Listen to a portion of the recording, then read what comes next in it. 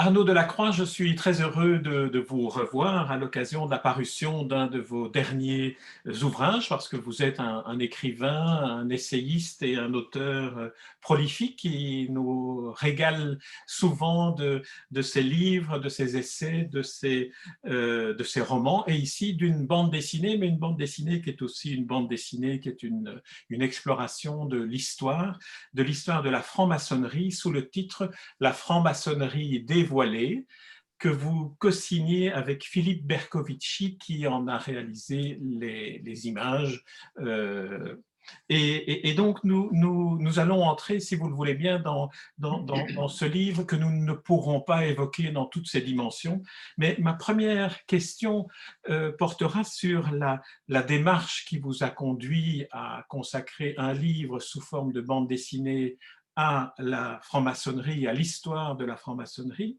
Et en deuxième lieu, dans la même question, qu'est-ce que cela vous a appris de plus ou d'inattendu de devoir traiter un sujet aussi vaste, aussi complexe, par le biais de la bande dessinée, et en particulier avec ces petites ajouts d'humour de Bercovici à l'intérieur des histoires? Waouh, c'est vaste comme question. Bon, les circonstances d'abord. En fait, c'est une rencontre avec un ami qui s'appelle Piotr Rosinski, qui est le fils de Grégor Rosinski, le créateur de la bande dessinée Torgal, qui est une des séries vedettes aux éditions du Lombard.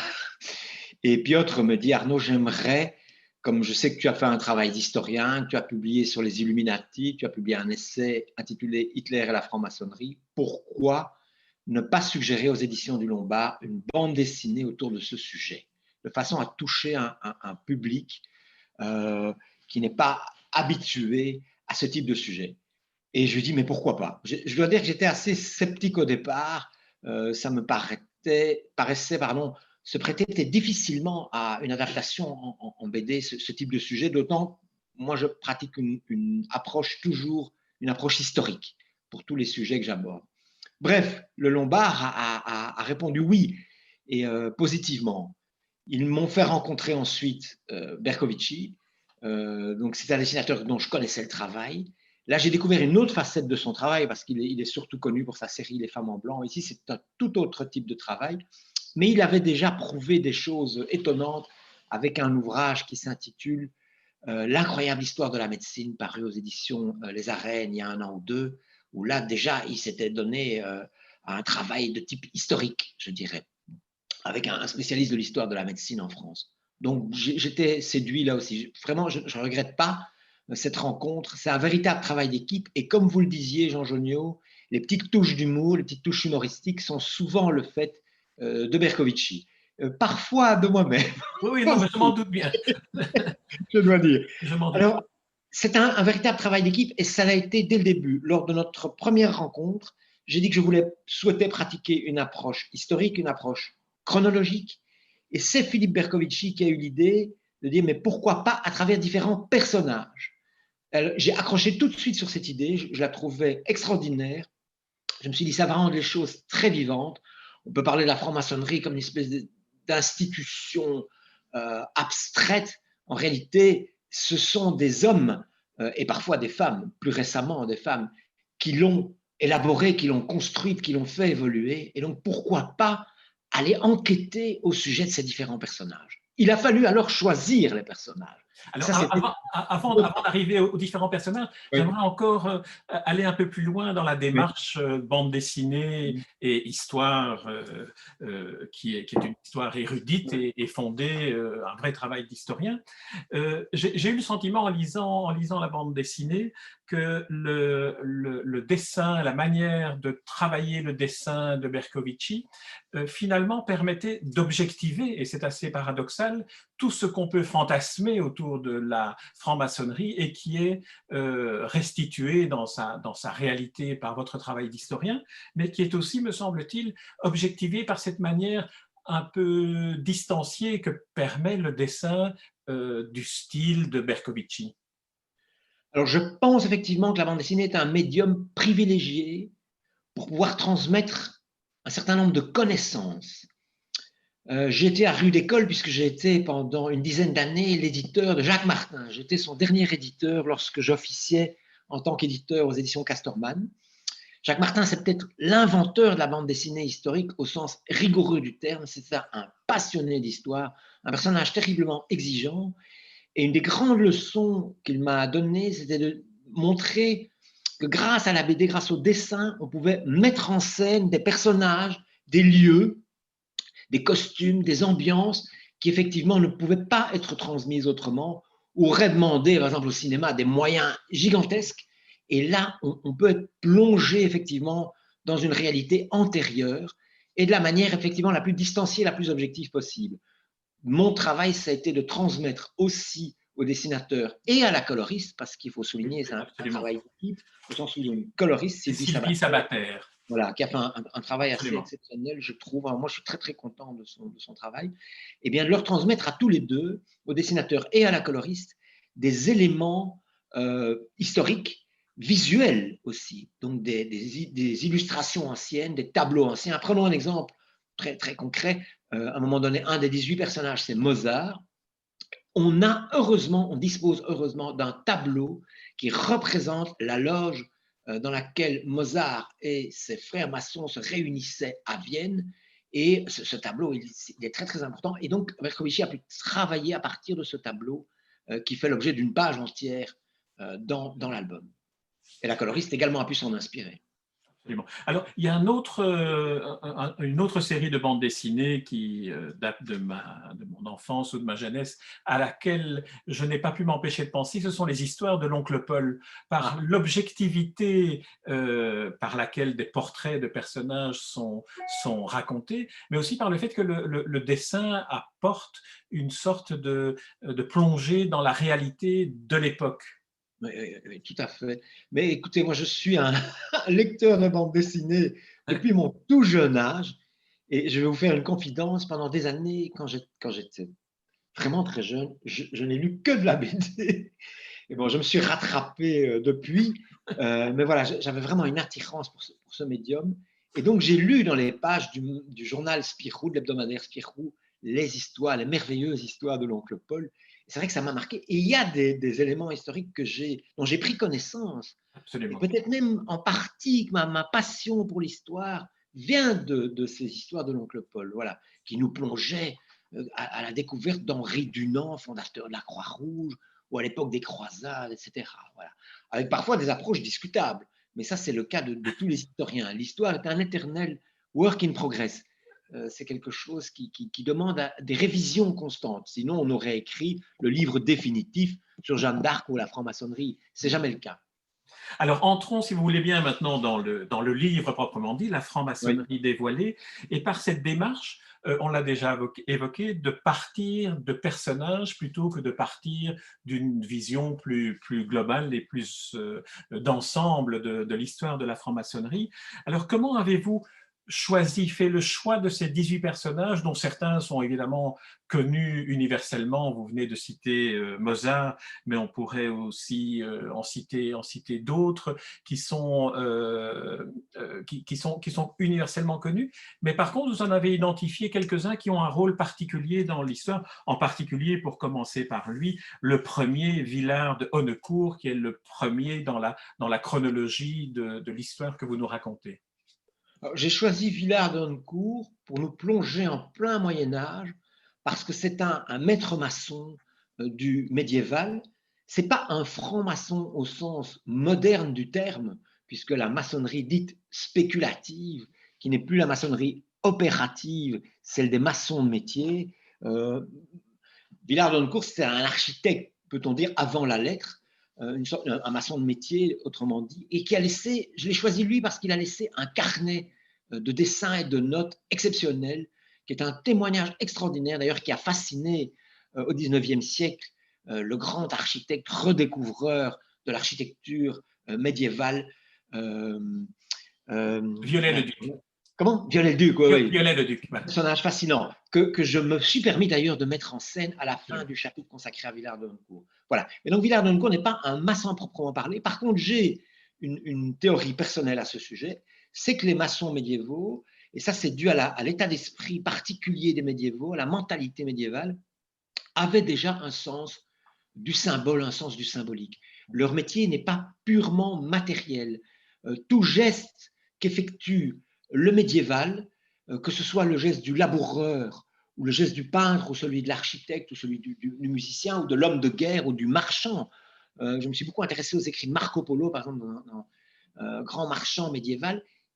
Marco Polo, c'est extraordinaire dans ses écrits. On voit qu'il effectue des négociations en tant que marchand. C'est aussi un explorateur, mais il a l'impression aussi, il a le sentiment fort de participer à une mission de type spirituel. Voilà. Il y a une dimension dans la mentalité médiévale, tout geste matériel s'accompagne d'une dimension symbolique et spirituelle. C'est ce que j'ai voulu montrer à travers ce personnage de Villard de Honnecourt. Le choix des 18 personnages, pour revenir à votre question initiale, a donné lieu à de très très nombreuses discussions. Je voulais que ces personnages représentent des jalons dans l'histoire de la maçonnerie, qu'ils aient chacun à leur manière fait évoluer les choses. Voilà, qu'ils aient été créatifs ou qu'ils aient au contraire contré, qu'ils aient participé à ce qu'on appelle l'anti-maçonnisme, qui est aussi ancien que la maçonnerie elle-même. C'est pour ça que je me suis permis de mettre en scène quelques personnages qui ne sont pas maçons, comme par exemple Heinrich Himmler, qui était quelqu'un qui était fasciné par la maçonnerie, mais qui était un anti-maçon virulent, ou d'autres beaucoup plus ambigus et ambivalents, comme Léo Taxil, mystificateur au XIXe siècle, qui lui a été initié maçon et puis qui s'est récusé et qui a commencé à effectuer tout un travail de mystificateur par rapport à la maçonnerie. Je voulais aussi que ces personnages nous permettent de voyager. La maçonnerie, ce n'est pas une affaire franco-française. C'est né vraisemblablement, d'après les recherches les plus récentes, en Écosse. Ça a très rapidement contaminé l'Angleterre voisine. Et puis de l'Angleterre, c'est arrivé sur le continent. Et puis dans le Nouveau Monde, je mets en scène par exemple un Benjamin Franklin, et on se retrouve là dans l'Amérique bientôt indépendante, etc. Et à la fin, j'ai mis en scène un personnage contemporain, j'y tenais beaucoup, quelqu'un qui vit aujourd'hui, ici et maintenant, d'ailleurs à Bruxelles, et qui voyage à travers le monde, et qui a réalisé un film documentaire exceptionnel, puisqu'il a fait un tour du monde en 80 loges aujourd'hui, et il montre que la maçonnerie indienne, la franc-maçonnerie en Inde, ce n'est pas exactement la même chose que la maçonnerie au Mali, ou en Ukraine, ou en Belgique, ou en France. Voilà. Je voulais aussi qu'il y ait cette dimension internationale, planétaire. Et ça, c'est le dernier portrait de la série des 18, c'est Tristan Bourlard, qui effectivement, avec ce tour du monde, nous montre le côté universel de la franc-maçonnerie aujourd'hui, et montre aussi, est une sorte de synthèse de tout ce que nous avons lu auparavant avec les 17 autres personnages, en identifiant des priorités dans certaines zones géographiques que vous identifiez, comme la convivialité dans le monde anglo-saxon, la spiritualité dans la Scandinavie, les combats sociaux aussi en Europe du Sud et le cosmopolitisme en Inde. Il y a quelques personnages qui nous montrent justement ces aspects multiples au cours de l'histoire. Mais j'aimerais qu'on revienne, si vous voulez bien, brièvement sur Villard de Honnecourt pour évoquer un aspect que j'imagine que ceux qui nous écoutent n'ont pas lu votre livre et ne connaissent pas nécessairement la franc-maçonnerie. Vous avez évoqué la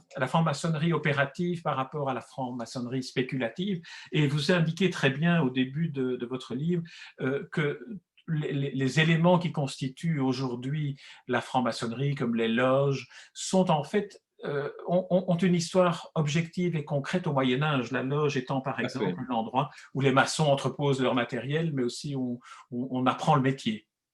Exactement. C'est l'endroit où se transmettaient les outils, où étaient entreposés les outils, où parfois les maçons, la nuit, logeaient. C'est un abri de fortune au départ qui, attenant aux grands chantiers médiévaux, que ce soit les chantiers de type laïque, les forteresses, etc., ou les chantiers de type cléricaux, les grandes cathédrales, etc. Et petit à petit, cette loge en est venue à être stabilisée. Elle est devenue une sorte d'institution qui servait aussi de caisse, de mutuelle avant la lettre, si vous voulez, pour les maçons en question. C'est-à-dire que lorsque l'un d'eux décédait, par exemple, et qu'il n'avait pas laissé de biens, eh bien, la loge venait en aide à sa veuve pour permettre de l'inhumer de manière chrétienne. De la même manière, ils participaient à des banquets. Donc, il y avait sans doute certains rites qui étaient accomplis en loge. On peut le supposer, mais on ne les connaît pas parce que tout cela se transmettait oralement. Donc ça ouvre un champ à des recherches assez complexes puisqu'on entre dans le domaine de l'oralité. Se transmettait en tout cas certainement en loge, et là aussi de manière orale. Il ne faut pas l'oublier que le mot métier au Moyen Âge, cela désigne un savoir-faire, cela désigne des tours de main. Ceci était transmis uniquement par la monstration et par voie orale. Il n'y a pas d'écrit à ce sujet. Ça participait du secret. Il y a un même champ lexical qui unit le mot métier et le mot mystère, n'est-ce pas? Voilà. Et c'est cela qui a fasciné une série de gentilshommes en Écosse, vraisemblablement dans les années 1600, et qui fait qu'ils ont voulu participer aux réunions d'abord des maçons opératifs, et puis petit à petit leur ont emprunté leurs outils et leurs rituels en leur donnant une dimension différente, une dimension purement symbolique.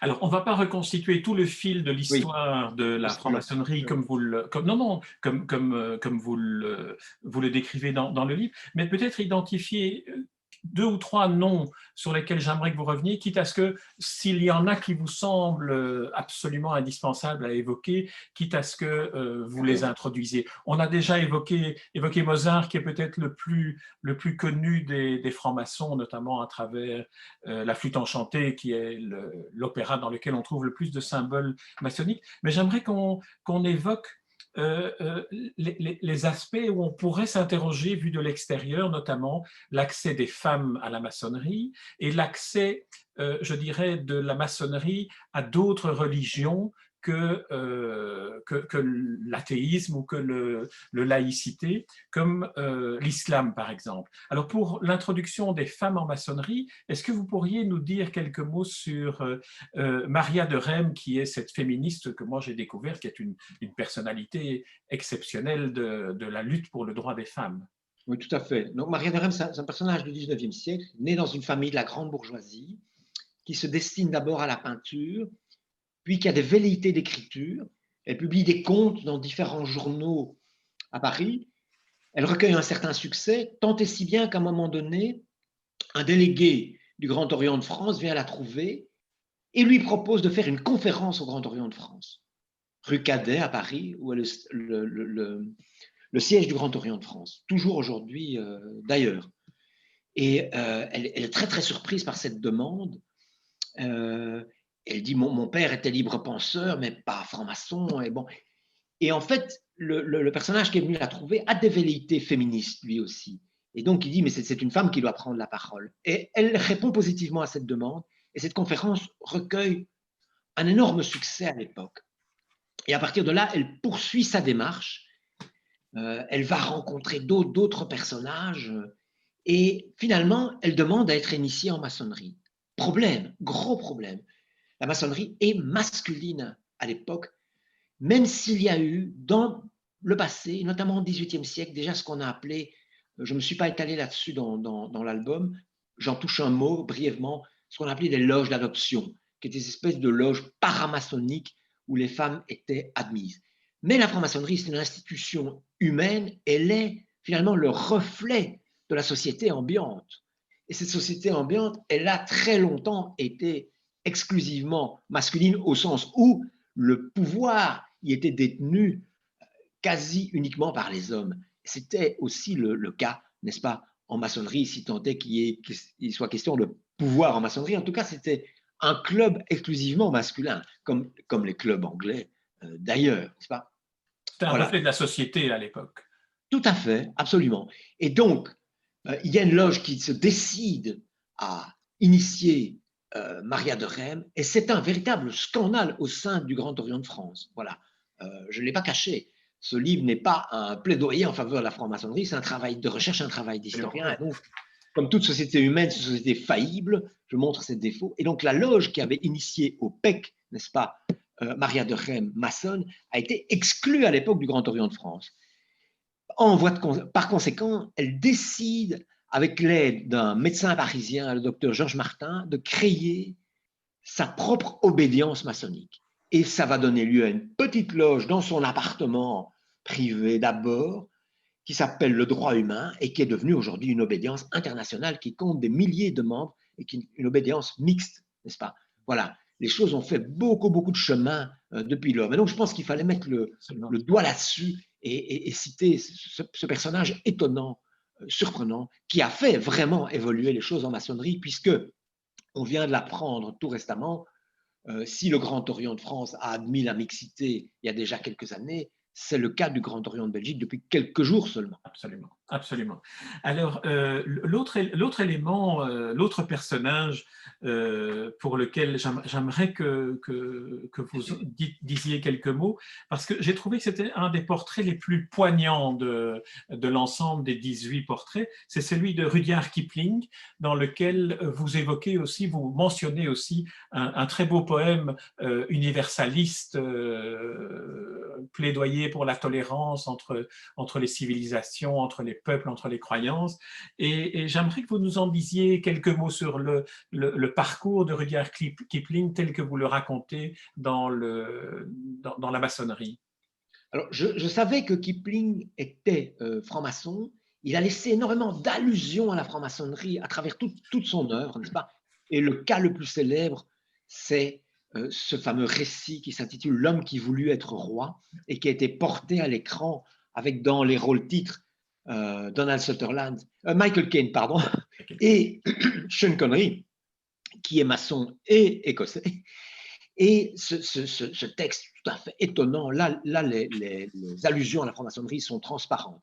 C'est parfois beaucoup plus discret. Par exemple, dans le livre de la jungle, il y en a beaucoup, beaucoup, mais là, elles sont sous-jacentes et très discrètes. Par exemple, Mowgli est un enfant qui a été adopté par les loups, et en franc-maçonnerie, il est question parfois d'enfants adoptés, n'est-ce pas, qui sont des enfants de maçons qu'on adopte lors d'une certaine cérémonie, et on les appelle les louveteaux. Voilà, il y a donc là toutes sortes de références.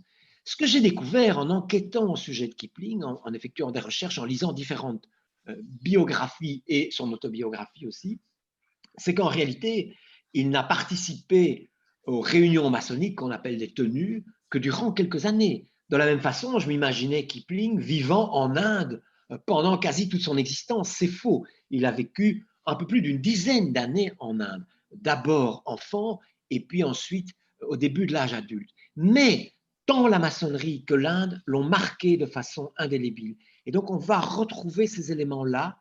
Il a été fortement impressionné dans les deux cas et on va les retrouver à travers ses œuvres des années plus tard.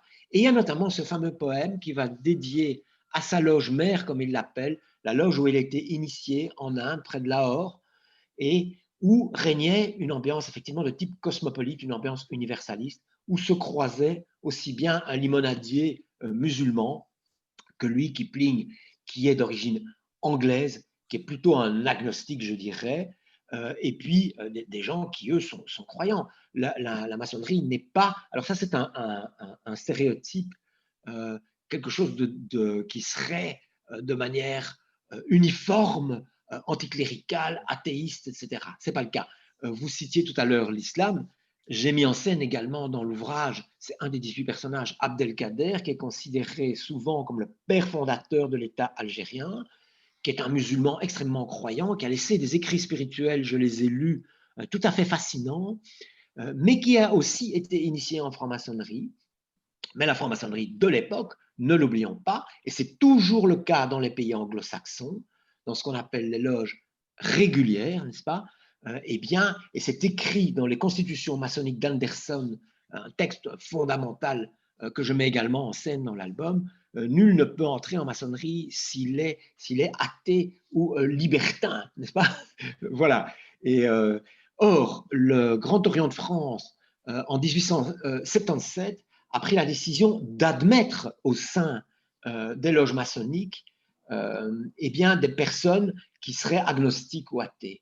Et c'est pourquoi la maçonnerie française et continentale en général est considérée comme irrégulière par la maçonnerie anglo-saxonne, où il faut être croyant, mais c'est la croyance dans un sens très très large, n'est-ce pas? Voilà, ça peut être croyant aussi bien au plan religieux que dans un sens qui ne soit pas nécessairement religieux non plus, mais Je pense que le message est très très important et le poème de Kipling en parle très très bien, parce qu'on touche là peut-être à un fondamental, à ce qui est l'origine et la valeur de cette institution, puisqu'elle s'est créée en Écosse d'abord, mais surtout en Angleterre après, au XVIIe siècle, à une époque où régnait, et c'était le cas dans toute l'Europe, un climat extrêmement tendu au plan politico-religieux, où les anglicans, les calvinistes, les catholiques, etc., s'affrontaient, s'étripaient même, n'est-ce pas? On sortait de ce qu'on appelait les guerres de religion. C'est une période terrible dont on n'aime pas trop parler en Europe, mais qui s'est soldée par des millions de morts. Et donc, il y a des gens là qui ont décidé de se mettre autour de la table et de se parler, malgré le fait qu'ils venaient d'horizons politico-religieux extrêmement différents, divergents, opposés. Voilà. Je pense que ça, c'est une démarche tout à fait intéressante et qui a sans doute plus que jamais sa valeur aujourd'hui, où la société reste très tendue et clivée au plan politico-religieux. Absolument. Alors, un autre aspect lié à la maçonnerie, étant une société discrète ou secrète, elle engendre beaucoup de fantasmes et elle ouvre évidemment une voie royale à tous ceux qui veulent attribuer à la franc-maçonnerie tous les maux dont les sociétés sont accablées.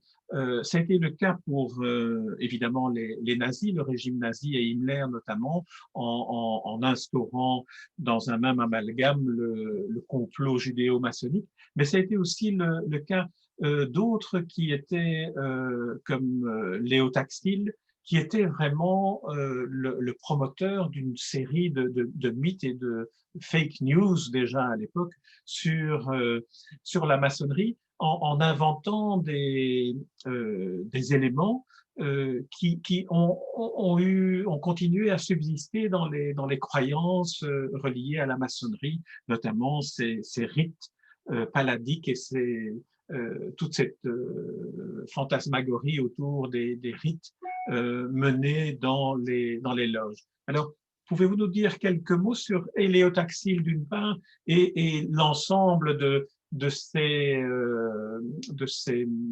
contre-vérités reliées à la maçonnerie? Léo Taxil, de son véritable nom, Gabriel Jogan Pagès, n'est-ce pas, est originaire de Marseille. Et donc, je le mets en scène dans l'album. Je montre que tout jeune déjà, c'est quelqu'un qui adore ce que vous appelez les fake news, effectivement, les mystifications, les fausses nouvelles. Et très jeune déjà, il écrit à une série de journaux marseillais en disant qu'on a repéré des requins dans la rade de Marseille. Et alors, ce qui provoque sa jouissance, n'est-ce pas, c'est vraiment une opération très particulière, c'est de voir que des opérations de police sont montées à l'époque, et même l'armée intervient pour partir à la recherche de ces requins. Voilà, c'est les dents de la mer avant la lettre. Absolument. Voilà. Il est ensuite initié maçon. Il est ensuite exclu de sa loge parce qu'il a fabriqué des faux, n'est-ce pas? Il a attribué des lettres à de grands écrivains français de l'époque qu'ils n'ont pas écrites. On est nouveau dans ce côté fake news mystification. Sa loge l'exclut. Il en veut du coup à la maçonnerie. Et on est dans un climat, à l'époque, fin du 19e siècle, où de nouveau il y a des tensions très fortes entre le parti clérical d'un côté, le parti anticlérical de l'autre. Et il lance à Paris une librairie anticléricale, etc. Mais le pape de l'époque, menant une sorte de combat anti-maçonnique, il se dit, mais là, il y a de l'argent à faire. C'est quelqu'un qui est très intéressé aussi. Et donc, il commence à publier des ouvrages qui se veulent, qui se présentent comme des révélations au sujet de rites secrets au sein de la maçonnerie. Effectivement, ça fait fond sur ce dont vous parliez tout à l'heure, c'est-à-dire le côté discret et parfois secret, effectivement, de l'institution maçonnique. Et donc, il imagine des rites carrément, je veux dire, lucifériens. Voilà. Et tout ça a un succès énorme. Ces ouvrages sont des best-sellers. Je m'en suis procuré certains, et ça vaut le détour parce qu'il y a des illustrations, des gravures, n'est-ce pas, qui annoncent le surréalisme. C'est fabuleux. On voit mis en scène le diable en personne au sein de certaines loges, etc. Bon, des femmes qui sautent à travers des cerceaux. Enfin bon, c'était extraordinaire. Ça va prendre des proportions énormes puisqu'il est même reçu au Vatican, il est reçu par le pape. Son discours est validé par l'Église catholique au plus haut niveau. Et puis, lors d'un congrès antimaçonnique qui a lieu à l'époque, eh bien, il y a quand même des évêques, et en particulier un cardinal allemand qui se dit, mais c'est pas possible, tout ça, ça n'est pas crédible, et qui exige des preuves vraiment concrètes. Et là, Taxil est mis au pied du mur, il est acculé, et il dit, je ferai des révélations dans quelques mois. Et quelques mois plus tard, le jour de Pâques, dans une salle à Paris, il dévoile le fait que tout ça est une supercherie, n'est-ce pas? C'est un énorme scandale à l'époque. Et il a porté préjudice à la maçonnerie parce que un certain nombre de ces fantasmes au sujet du côté luciférien, du côté sataniste, parfois même des fantasmes au sujet de la pédophilie, etc., vont continuer à se transmettre. On va dire, il n'y a pas de fumée sans feu, etc. Et de l'autre côté, il a porté préjudice aussi à l'Église catholique, puisqu'il avait été pris au sérieux au sujet de ces supercheries. Et je dois dire qu'il ne manque pas d'imagination. Voilà. C'est vrai qu'il avait commencé à Marseille très fort, comme vous le disiez, Ah oui, oui. en inventant qu'il y avait des requins et en allant se réjouir de voir que tout le monde avait été piégé par son Voilà. invention. Alors, l'autre personnage… Je le mets encore en scène à Genève, et là, il aperçoit des ruines d'une cité lacustre, n'est-ce pas, au fond d'un lac. Et des journalistes vont venir enquêter à ce sujet. Vous voyez, bon, c'est vraiment très particulier comme état d'esprit, comme tournure. Alors, en ce qui concerne Himmler, qui constitue un des portraits que vous évoquez aussi, là, évidemment, on entre dans toute cette période où la maçonnerie est considérée comme étant à la base d'une conspiration d'une part, et d'autre part, une population à détruire. Voilà, j'ai publié un essai il y a quelques années qui s'intitule « Hitler et la franc-maçonnerie », où j'ai vraiment étudié cette question-là dans le détail. Et d'ailleurs, cet ouvrage, j'en suis très content, il vient encore d'être réédité en poche par les éditions Talendier. Voilà, il est remis en place là maintenant, donc c'est une coïncidence qui me fait très très plaisir. Et je montre là d'où Hitler, avant de parler d'Himmler, il faut parler d'Hitler, tire sa conception de la franc-maçonnerie.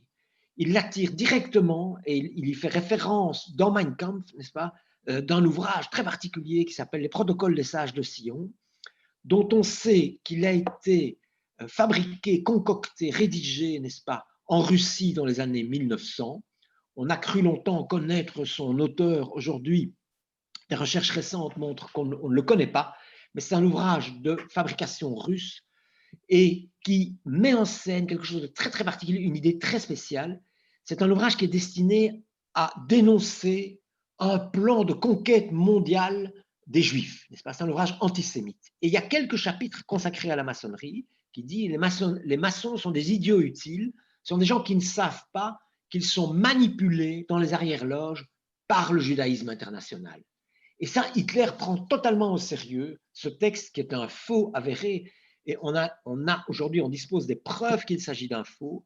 Pourquoi? Parce qu'il y a énormément d'idées et de phrases, n'est-ce pas, qui sont ce qu'on appellerait aujourd'hui des copier-coller d'un pamphlet publié à Bruxelles au XIXe siècle et qui voulait dénoncer le pouvoir quasi dictatorial de Napoléon III en France. C'est un pamphlet d'un avocat français qui s'appelait Joly, qu'il a publié de manière anonyme à Bruxelles, mais il a finalement été repéré, il a été interné en France, il a fini par se suicider dans des circonstances assez peu claires.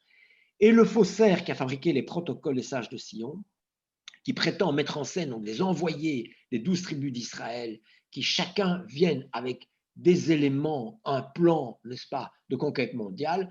Et un de ces éléments, eh bien, c'est investir, infiltrer et manipuler la franc-maçonnerie. Voilà. Ça, c'est pris au sérieux par Hitler. Et par voie de conséquence, quelqu'un comme Heinrich Himmler, n'est-ce pas, qui est le bras droit d'Hitler, qui dirige la police secrète allemande, prend ça extrêmement au sérieux aussi. Et avec l'aide de son lieutenant, ils vont, Heydrich, n'est-ce pas, ils vont mettre fin à l'existence de la maçonnerie en Allemagne. Ce sera fait à l'été 1935. Et je le mets en scène ici dans l'album, comme je l'ai exploré en détail dans mon essai Hitler et la franc-maçonnerie. Alors, il faut mettre fin à une légende. C'est l'idée que des milliers de maçons allemands auraient été tués et persécutés parce qu'ils étaient francs-maçons. Ce n'est pas vrai.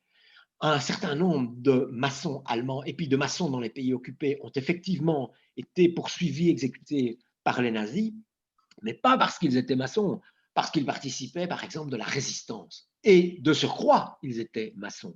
Mais dans l'esprit des nazis, Hitler d'abord, Himmler ensuite, Heydrich également, eh bien, le maçon est un naïf qui est manipulé en sous-main par les juifs. Et donc, la courroie de transmission entre le maçon de base, le franc-maçon de base, et le judaïsme international, ce seraient les dignitaires de l'ordre maçonnique.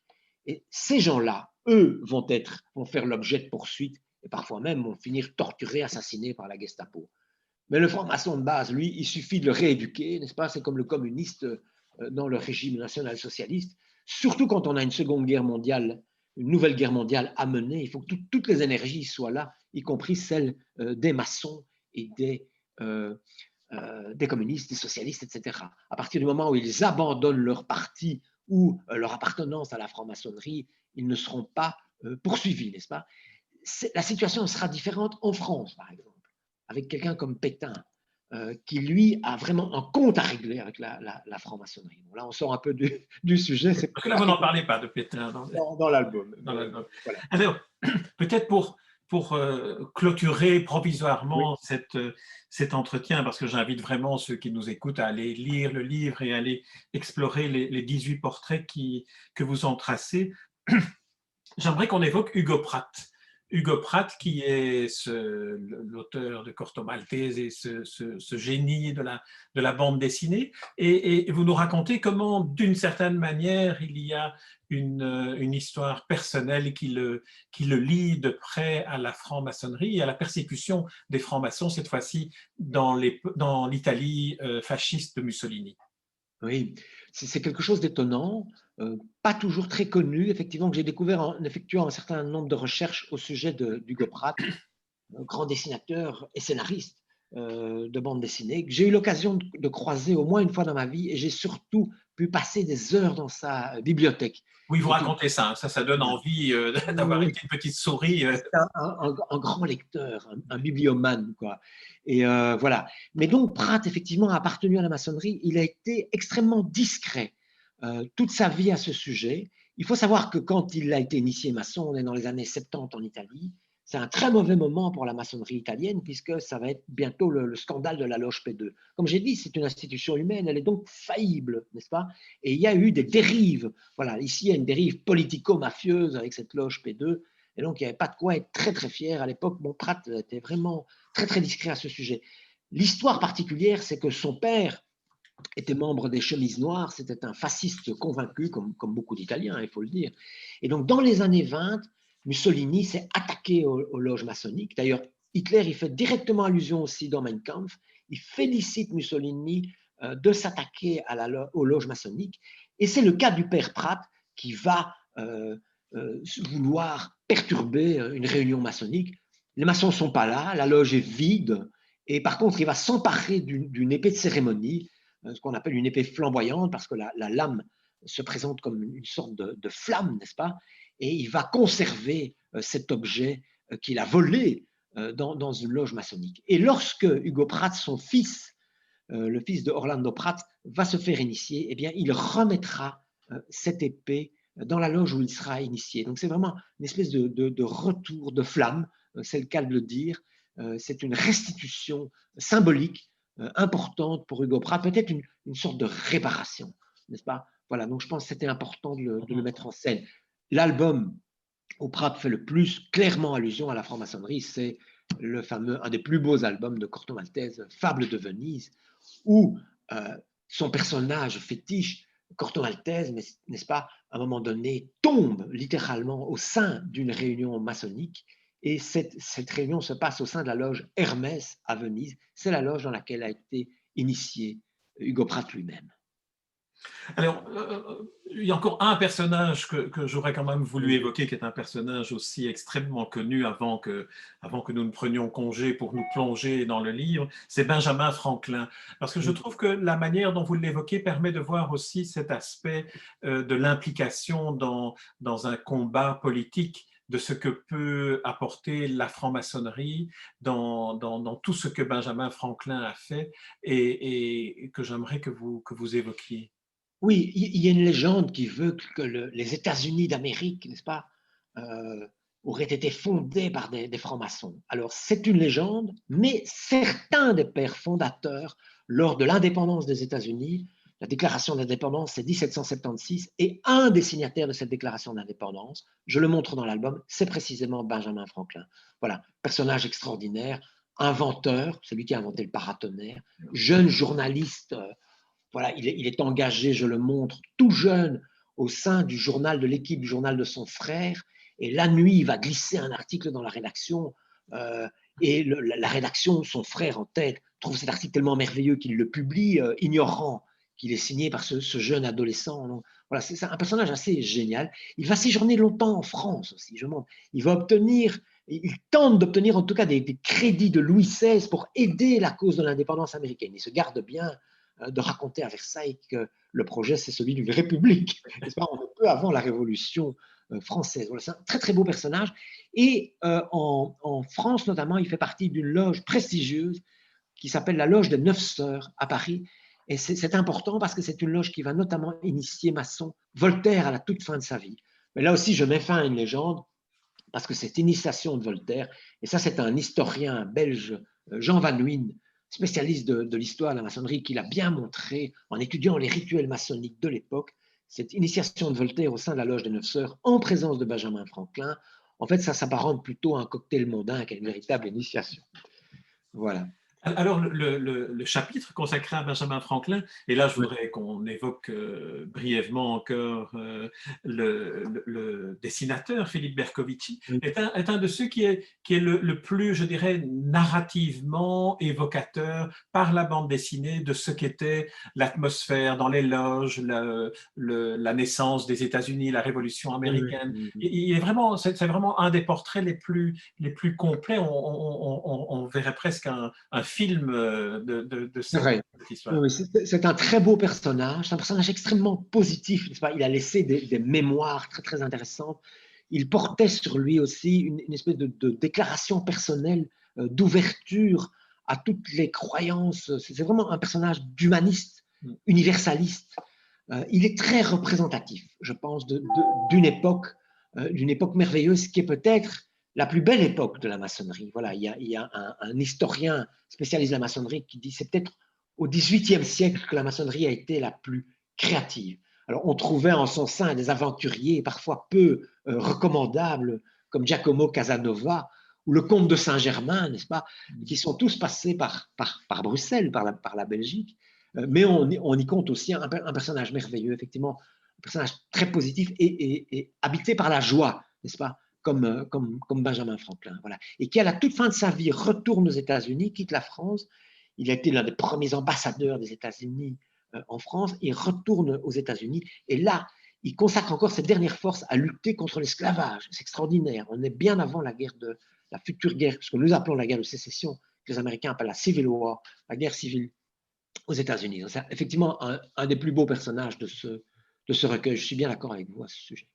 Très bien. Eh bien, c'est avec Benjamin Franklin que nous allons, si vous le voulez bien, clôturer cet entretien. Je vous en remercie. Je rappelle le titre de cet album que je recommande vraiment à tous ceux qui nous écoutent de lire, parce qu'en plus, c'est aussi un de ces livres où à chacune des entrées, on a envie d'aller un peu plus loin et de s'intéresser à l'histoire plus en détail des différents personnages ou de certains d'entre eux que vous évoquez, dont effectivement Benjamin Franklin, mais aussi les autres personnages. Alors, j'invite tous ceux qui nous écoutent à se plonger dans ce livre et je vous remercie pour l'entretien que vous nous avez accordé. Merci beaucoup Arnaud Delacroix. Merci à vous. Merci.